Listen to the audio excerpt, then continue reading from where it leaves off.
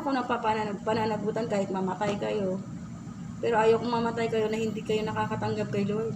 Ayaw kong mamatay yung sino man na hindi nakaka-experience ng pagmamahal ng Lord.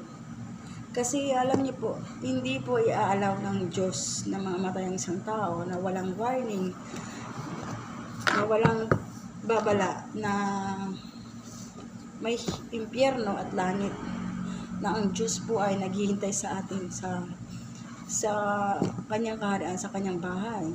So ako po, matapang ako sa social media mag-share dahil alam kong God is ang Diyos ay kasama ko nag-share dito.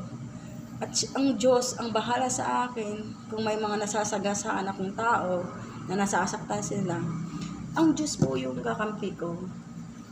Dahil ginawa kong part ko, gagawin din ng Lord ang part me.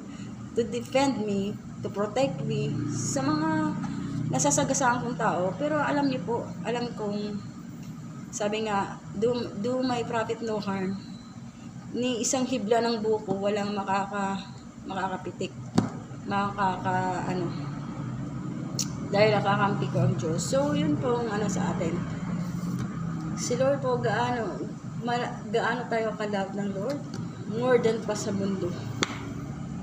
More than pa sa problema mo. Ganun tayo ka-love ng Lord. Pero minsan tayo, matigas tayo. Ayaw nating magsamba, ayaw nating lumapit sa Diyos.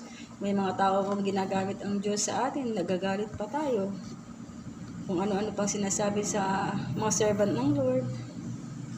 Simba-simba, hallelujah, hallelujah. Ganun yung mga persecutions ng mga natatanggap ng Panginoon. Minsan nga, sinasampal pa sa Facebook, sa social media. Yung nagpipreach ng gospel, sinasampal niya yung tao na yun. Pero forgiveness and love, pinaubayan sa Diyos. Minsan, pinapatay pa. So, hindi basta-basta ang mag-share ng gospel ng Lord. Madami kang masasagasaan, madami kang pero as long the Lord is with you, nothing can harm you. God will protect you and God will defend you. Kasi ginawa mo yung task mo and part mo. So yun ang masishare ko. To God be the glory. At God bless po sa inyong lahat. Naway, pagbulay-bulayan niyo po na si Lord po ang nangungusap sa bawat araw, minuto at buhay natin. And biblical speaking po, if you don't listen the warning, you will die. Ikaw ang mamamatay. At walang pananagutan yung mga servant ng Lord na nagbibigay sa iyo ng warning.